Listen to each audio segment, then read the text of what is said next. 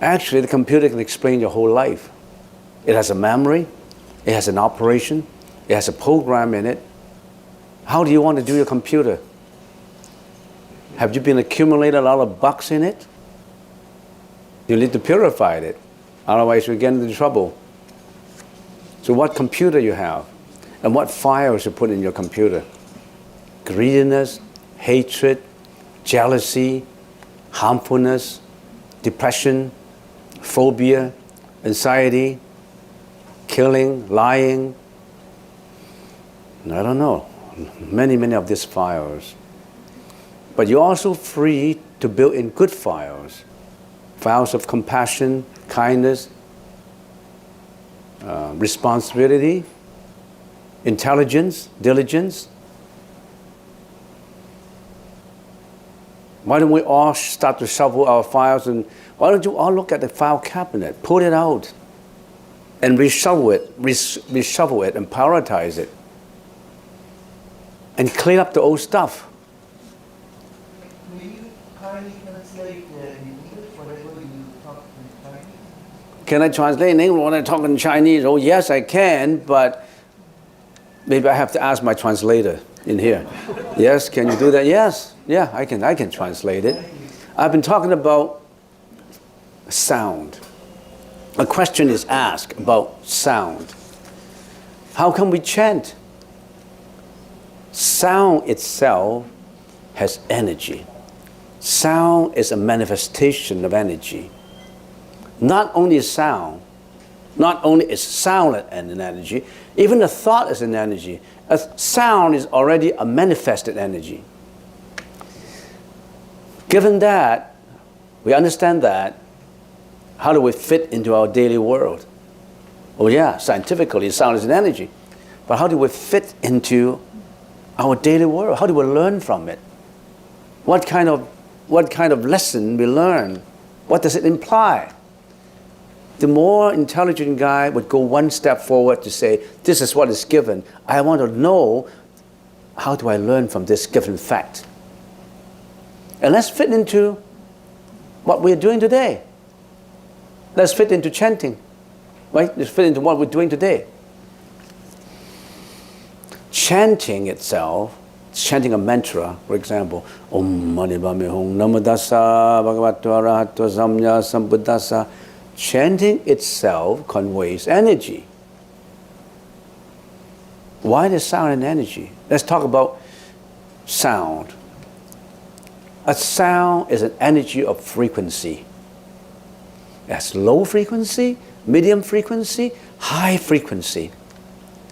The very high frequency, even the human ears cannot comprehend. So our frequency of sound, our sound receptibility, is limited. We're not even better than a dog's ears. A dog can listen frequency 5 miles away. The siren goes, the ambulance sirens go. The dog already bark and hear.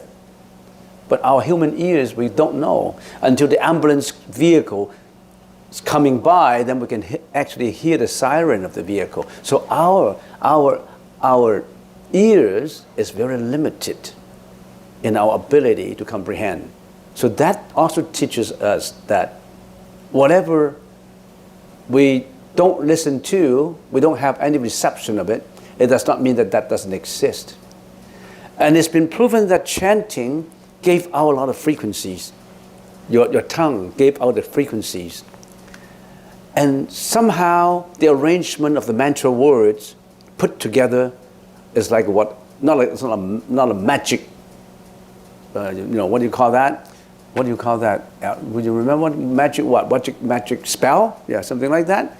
It gives out a certain frequency that would affect the inner feeling of your mind. It gives you a lot of reflection on your mind. Just like when when you use machine to focus your sound, it becomes an ultrasound. An ultrasound nowadays is used in medicine to break bladder stones. They don't even need to operate on you. They just use a focus of sound frequency to break into your body without breaking your skin to break that bladder stone. Sometimes they use sound to heal, to cure, and they call it, I think they call it vibrational medicine. It's a field that is developed so fast, so famous, so attracting a lot of other individuals to come to research in it. It's called vibrational medicine, and that's actually sound therapy. So when you are chanting, it's giving yourself a lot of remedial actions in soothing whatever pain that you have in your subconsciousness. So sound, so when you are chanting, when you're saying prayers, and every sound has threefold moral nature in it. It's either good, if we can summarize it, good, bad, or neutral. If you're always saying the good thing, if every speech you say, if every speech is compassionate, is considerate, is polite, is true, you're giving out good energy. If every speech is flattery, cursing, yelling, double-tonguing, tattletelling, oh, you name it, they're going to be immoral, and they give out immoral effects. So which one do you prefer? You want to give out good frequency or bad frequencies? So that's what I've been talking about. Chanting, and good sound. Say, sometimes people say, I want to give. You don't have to give money. Your charitable attitude is not just expressed in terms of money, monetary terms. You can express your charity in terms of what? A good word of praise, a good word of praise, a good word of consolation, a good word of consideration, even a thank you, a good morning, care, a word of carefulness, a word of respect that gives out good energy. Or even action, a smile. You convey a good smile. So I always like people who always want to have a smiling face in front of people. Some people are so confused that they always look very stern. They don't care to give out any good smile. And some people, they always give a good smile. It's giving. A good smile is just not smiling on yourself. It's a good giving, a good smile in the morning, a good morning, a word of praise. All that counts. Every thought is energy. So what's your thought? So if you're in a situation that is abusive or toxic, but you still want to just use the compassion, good files, how does someone work with that? I'd like you to pull out another file from your archive. That's the file of forgiveness. File of forgiveness is a very powerful file. You can forgive all this abusive behavior that people have been imposed on you. You forgive. Because what happened applied to you, the abusive action, has been done already. You won't allow it to be done again. And the person who did that abusive attitude is probably ignorant at that time, given certain situations. If he was in a situation where he had no education, nobody told him that doing that kind of thing is bad, or he's intoxicated, or he himself is all confused. He probably did that because he's in confusion, in intoxication. He himself is terrible, miserable. Now, what happened at that time that been abusive to you, for example, will not come back again. I'm not going to get that historic abusive behavior, put it on my present table and think about it and ponder on it and agonize on it. I'm only stupid if I do that. I'm stupid if I bring out bad file experiences and put it in there and refer back to it and get crying, revenge and all that. Would it help? It won't help because that's been done already. It's not going to be repeated. So what you do is don't pull out the file of hatred. Pull out the file of forgiveness and say, I'm going to put it here. I'm going to forgive Mr. A who did this. And I wish him the best. Not just forgive him, I wish him the best, because during that situation, he probably was all confused himself.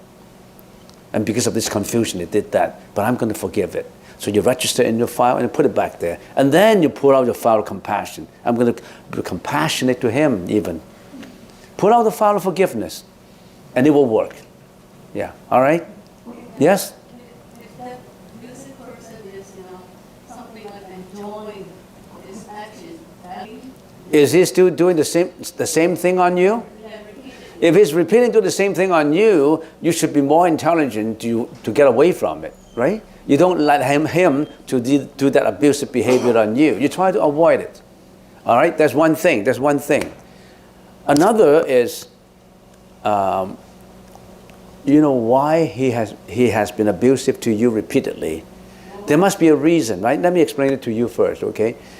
And maybe you did the same thing to him in your previous life, even more serious. You beat him up all the time. You try to help him.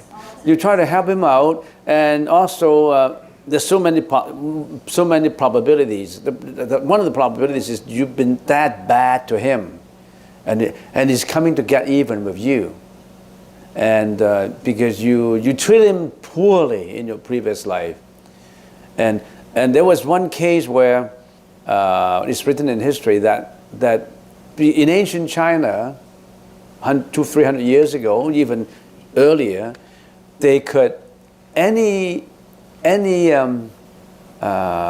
leader of a family, the head of the family, can sell their children and even sometimes their wives. And if the life is miserable for them, because they not just one kid, they may have 5 or 6 kids, and they may just sell off one kid, right?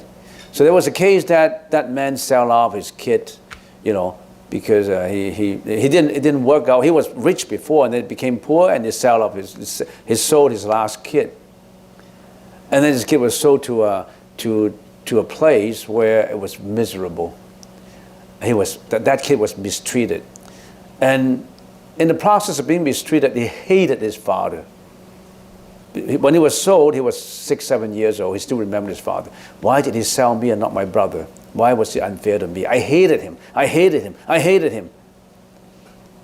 So next life, he he turned into a woman, became his wife. And his wife really mistreated him, agonized him, because he sold him off in his previous life. So we don't know about previous life experiences. All that worked out because of reason. There's no such thing as no reason for it. If I were you, I would not be clever if I stayed and let him beat me up. Would you let him beat you up? Unless you have to depend on him financially. If I leave, probably I would be sleeping on the street, and for the sake of having something to eat, a house to live, then I would just tolerate for the time being. But I must have that frame of mind that maybe I have done the same thing to him before, and he has just come back to get even with me. Yeah. So intricate. Causes and effect are so intricate, so subtle, so like a what? I always compared it to a kaleidoscope. Is it a kaleidoscope? It's always what do you call? Kaleidoscope. When you shake it, it changes. Shake it, it changes. It becomes so confusing that you don't know where to start. The causality. Kaleidoscope. I always have difficulty in pronouncing that. Yeah, because it's all changing. Have you seen that before? It shakes, it changes, shakes, it changes. You cannot identify which it's the first one.